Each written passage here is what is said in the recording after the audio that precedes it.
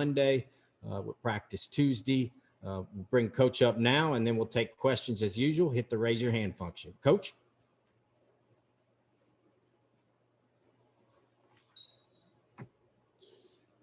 Guys, hope everybody's doing well. Happy Easter weekend to everybody. Awesome day out there. Sunshine came out and a ton of energy. A lot of fun getting out on the practice field again. 5 days in, and it's been awesome. Just getting around our players. They've learned a ton. We've learned a ton. Learn how to compete at the level that we want to. How to bring the right amount of energy out to practice and the expectations. And guys are flying around. Competing really hard, but I think having a tremendous amount of fun too, and learn how to grow and build together as a football team. So with that, I'll open it up to some questions here.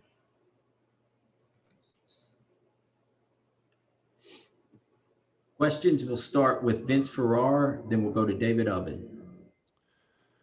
Josh, realized that playing the wide receiver position is more than just being fast, but who are some of the guys that you've been able to identify early on as being really speed guys and explosive guys that I'm sure you covered in this offense?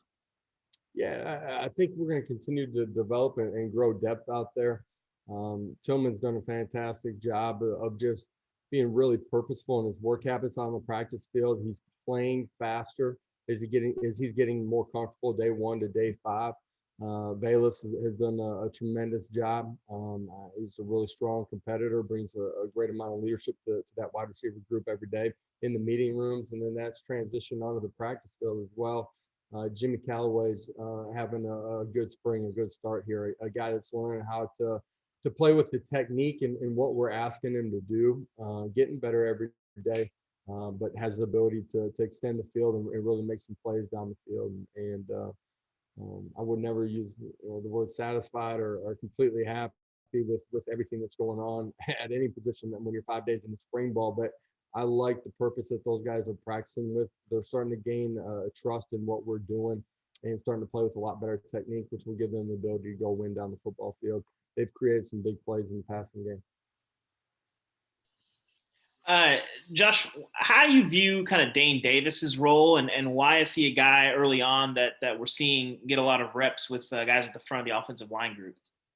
Yeah, it's just been rock solid since we've gotten here in the way that he competes, his attention to detail, and how he competes out on the practice field. Those guys get graded every day, and the rotation up front, practice 1 was based off of how they graded out and everything that they were doing every day leading up to spring ball.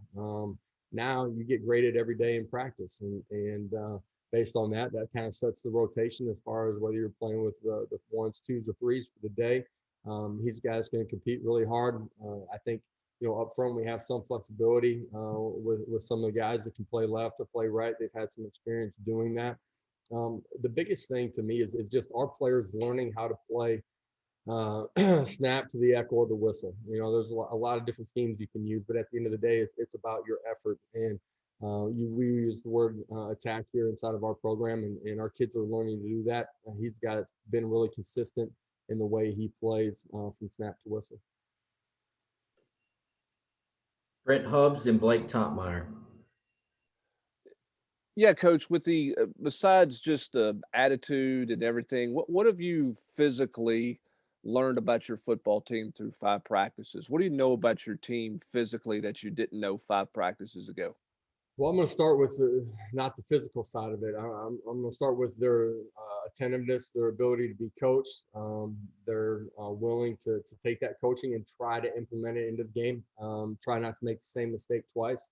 We called up practice today. They competed really hard, went into a 3rd and short situation down on the 3-yard line, get 2 downs to get the ball into the end zone, finish, compete. Nothing else matters. That's happened during the first 22, 23 periods of practice. It's all about how you finish at this point. And we're learning how to have a winning mentality, and that's effort, that's attitude, that's being a tough football team. There's a drill that we did in day 3. We call it the ball drill. That's really about putting your face on somebody, getting your hands in the right place, being able to run your feet on offense, defensively shed, make a play. Day 3, not anywhere near the level of meeting our standard or expectation. Day 5, we repeat the drill, a whole lot more energy, a whole lot more toughness. Our attitude was in a better spot, got a whole lot better. And I think you got to gain in the inches every single day. And it starts with our guys' ability to be coachable, to have some of those winning attributes, the way they're going to communicate with each other. We're growing in that, learning how to shed some losing habits and hold on and gain some winning habits. Along those lines, to your point, though, the physicality, our guys are growing in that every day. Day 1 pads not anywhere near where we need to be. Today we get back out there in full pads, second time we've been in that. Our guys competed, and you heard pads popping at a whole different level than it was the first time we jumped into that. Hey, Josh, I wanted to ask you about recruiting. What's your pitch to 2022 recruits, 2022 prospects, and how do you build momentum in that class? Yeah, it's about developing a relationship. It's about pouring into kids. There's no substitute for that. In some ways, we're a little bit behind just the timing of when we got hired, the nature of that, some of the questions that surrounded our program. Our coaches have been working on that relationship with those players. At the end of the day, this is one of the greatest traditions in college football, and we get to put a completely new age approach on it. And that's the way we interact with our players, the energy that we have inside of our building every day, and what we're going to be and who we're going to be out on the football field. It's going to be a place that guys are going to be able to compete at the highest level, have a great attitude. They're going to have fun inside of our building. I don't care if that's in the strength and conditioning area, the way we practice, and what we do. It's going to be fast. It's going to be fun. And most importantly, there's going to be real relationships that are formed. We're going to be real in who we are. And I think as recruits see that, they're going to find out this is a pretty special place to come play football, grow as a football player, but grow as a man even more importantly. And as we continue to go through this recruiting cycle, I think recruits are going to see that. Jimmy Himes, then David Pascal. Josh, Caden Salter had his case dismissed with prejudice. I wonder, has he been reinstated yet, or where does that stand? Yeah, any of the guys that have had those issues here, no final word on any of that yet. We're going to stay with those kids. I told you in the beginning, support those kids through the process, and once we have a final decision on all those guys, we'll communicate that with you. Do you hope you'll have a final decision before spring ends? Yeah, for sure. We hope that process will be thorough, and we'll be able to work through it and get to the point where we're able to communicate with you where our university stands. And one other thing, is James Robinson practicing? He is not out there right now. Okay. Josh, we've spoken to both Velus and Cedric, and they said that this offense is a wide receiver's dream. What is it about that position that is dreamlike? And have you heard that ever since your UCF and Oklahoma days, just receivers and how much they enjoy being in this offense and why? I think for us, the ability to play with tempo, for those guys to be put in a position where we're going to try to find ways to isolate them, put them in a one-on-one position, and then give them the tools to go win. I think at the end of the day, that's what, as a wideout, you're looking for. The tempo we play, the number of snaps that we get, number of ball in hand opportunities that our skilled players have. I think you put all of that together, plus the energy with which we play on game day, but even on the practice field, I think it is a really unique offense for skilled players and wide receivers to play in. It's something that they absolutely flourish in.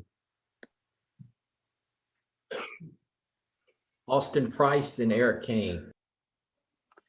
Coach David asked about Dane Davis. Is that a situation where are y'all trying to find the best 5, or is that one of those things like where if it's best for Cade to be at guard, is that where you play him, or if you feel like you're trying to get your best 5 on the field, are you moving him out to tackle? I mean, how will you approach the offensive line? And then what about Quasi Garland? He's a guy like Dane Davis, a former walk-on who's continued to kind of rise up, the program with his ability. What do you like about him at linebacker? we just finished day 5 of spring ball, man. Our players are trying to figure out our schemes, right? They're trying to figure out how to play at the tempo that we want to play at on the offensive side of the ball, all the mechanics that come with that. Defensively, trying to get aligned, communicate, make sure all 3 levels are on the same page. And we're early in that journey of who we're going to be next fall, and we're in a race against ourselves to get there as fast as we possibly can to be as good as we can. Up front, I think we're trying to find out, who's going to play with great technique, who's going to have the toughness, that's going to strain, that's going to play, be able to communicate at every position. To me, it's really about finding out who are the guys who are going to play at a championship level, and then it's the responsibility of coaches to put those guys in a position of success. That's true at the offensive line position. I think you're always going to want some flexibility, the ability to maneuver and rotate guys. Typically, you're going to need, on a given day, be able to play with 7 or 8. Sometimes you're able to play with just 5, but that's got to be a really mature 5. So who are the guys that are going to play at championship level? How do we put the pieces of the puzzle together to allow us to play at the highest level? So we're on that journey trying to find those things out.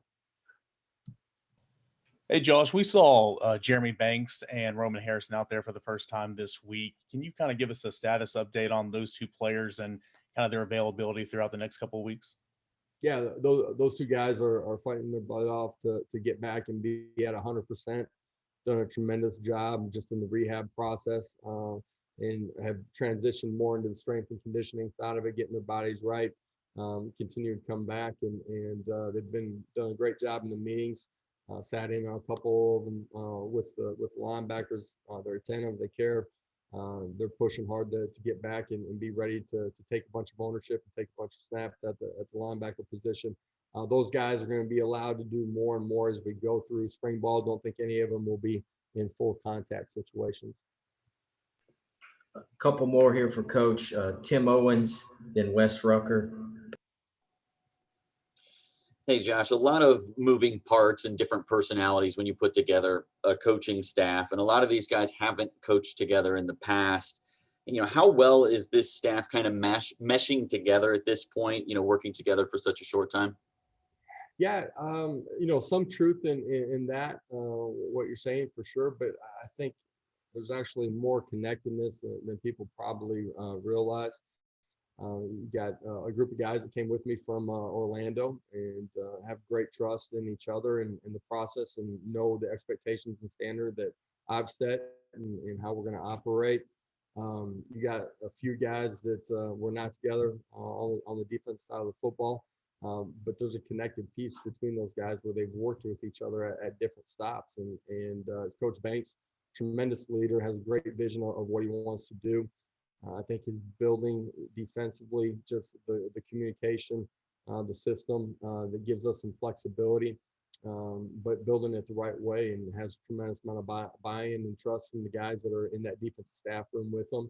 I think our players have fed off of the energy and chemistry from the staff as well, that everyone's in sync, communicating the same way, and their standards and expectations are clearly defined, and are coaching in a positive way. Coach hard, hold our players' feet to the fire, hold them accountable. At the same time, we can go out and communicate in a way that's positive, that creates energy as well. And I think that's why the practice field has been the way that it has been.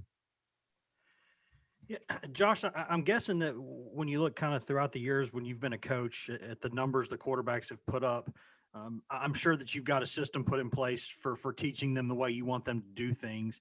How are these guys in that process of sort of learning both the system and how quickly y'all want to play and the decision making and all that? Are they do they get lost at times, or how's that going?